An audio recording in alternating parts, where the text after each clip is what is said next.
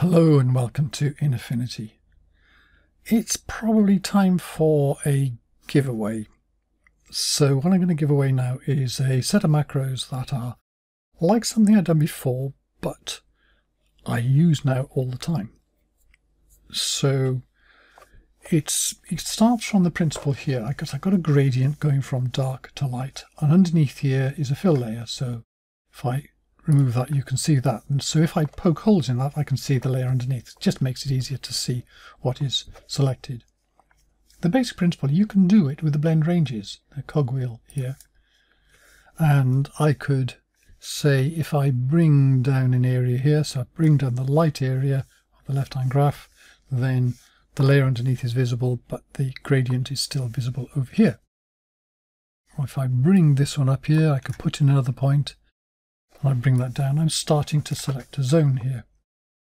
I can bring these in here and get it as I like, or if I want it to be a bit feathered or something, I can play around with this, maybe turn that to linear and move around with this. Oh, look at this. Look at this thing. It's just going all over the place. You're going to faff around with it, but you can do it. But it's a pain. So an alternative to that, which I've done before, let's reset and get rid of that. So the zone system, which I've already done, and that's already available. If I select zone range on this, it copies the layer and adds a procedural texture here with a hugely complex thing up there. Now I can set this here, I can change the number of zones on this and set the range.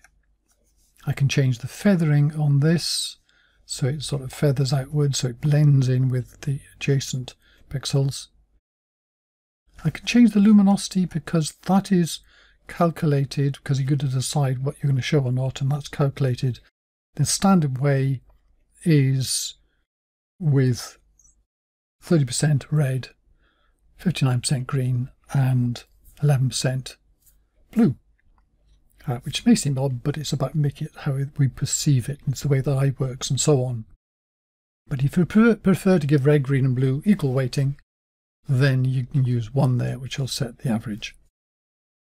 Also feathering of this here, so the algorithm by which you do this, if I change that to 1, you can see the way this changes here, because that's kind of an S shape off the edge, so that, as we did with the blend ranges. Or you can do a straight line.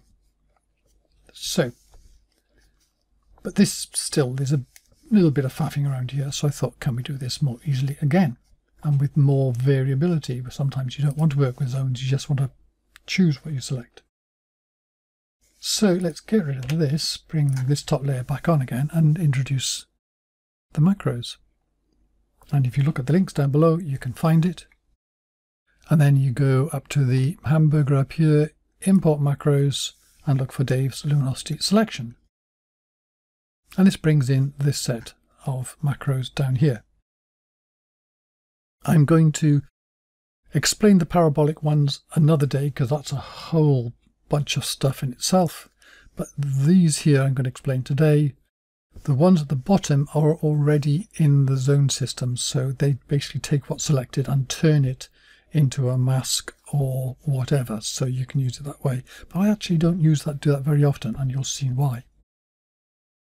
So the first one of these, if I click on this, turns up pretty quickly, does a similar thing to before, copies the layer and adds a control to it. So if I turn the layer here now I can open this here, and this is very much like the doing things with the blend ranges, where you've got 4 points. So this is the bottom, which is where it's going to be 0, so everything to the left of this, because this is in fact still a luminosity range here, like this here. Everything to the left of this is thrown away. It's kind of this point here. Then up here we've got the range here between them where it feathers upwards, which is this feathering here. So if I move this down, you can see you've got a longer feather. Then between these two we've got this area in the middle, which is fully selected, so you can have it this narrow or wider. And then the last one you've got is the feathering on this side.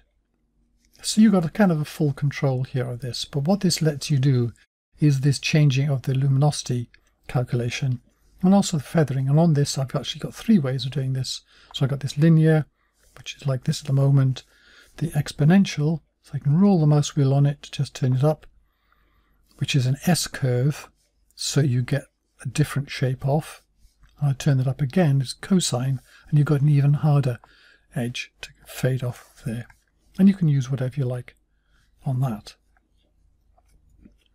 So this is still a bit of a pain here, so I thought, can we do this in an easier way?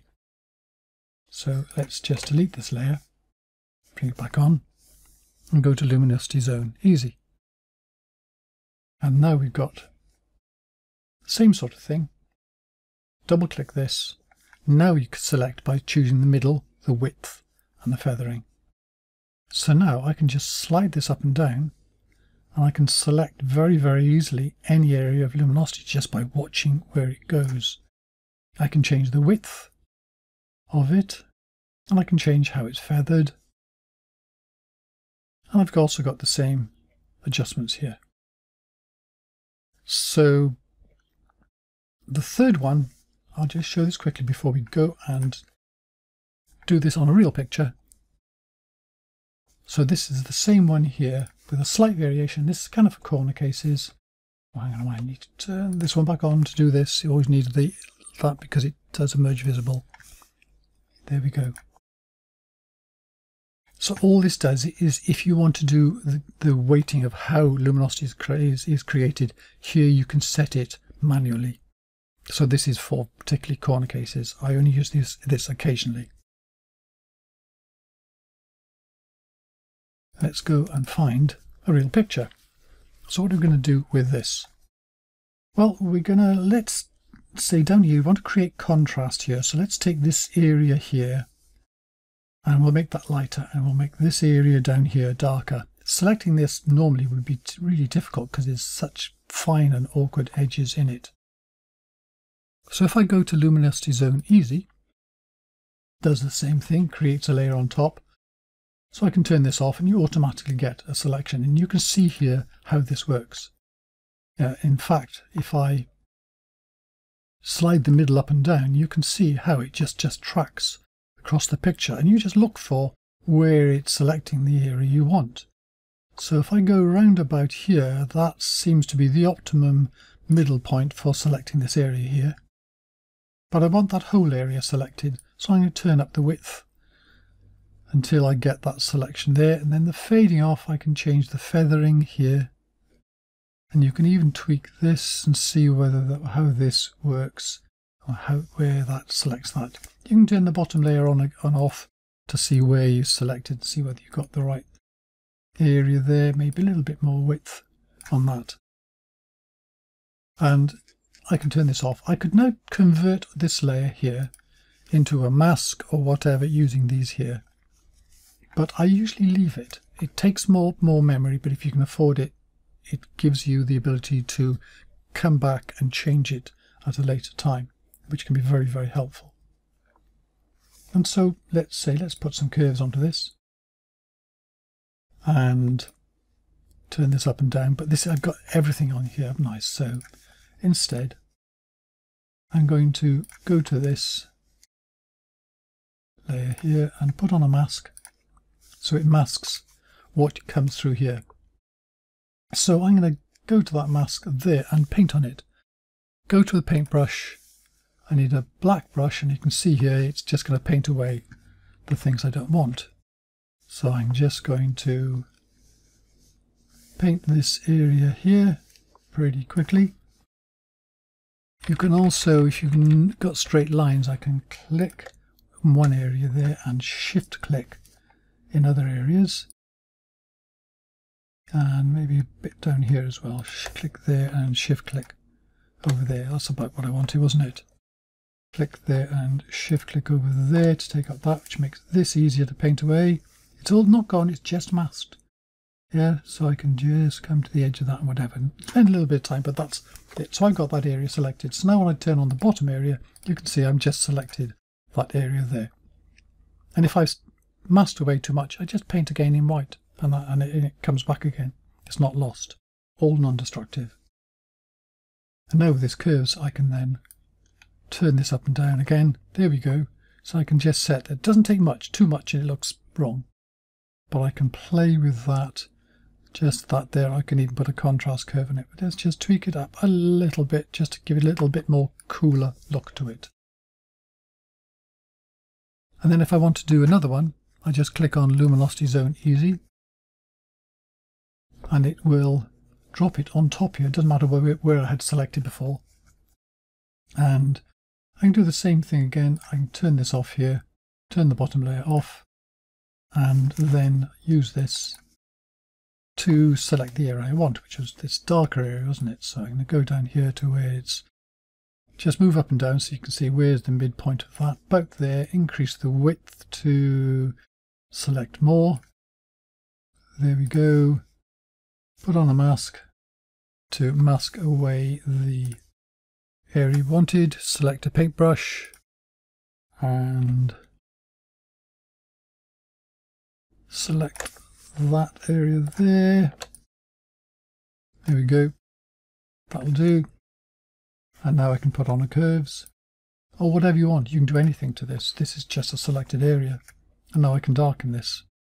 But I'll put on the bottom layers again so I can see what it is so it's to keep it realistic, just a bit darker so it looks better. And there you go. So you can play with that more.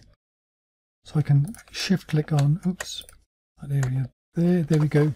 So I can turn it before and after. See the way that this is just lightened up and this is darkened down here.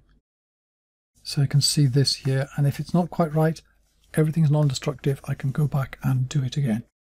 So there you go. Super control, luminosity masking, selection, whatever you want to call it. And you can just go to little parts of the image and tweak it here, change the color here, lighten it, darken it, and so on. And it's just so powerful. Anyway, I hope you enjoy it, and thank you very much for watching.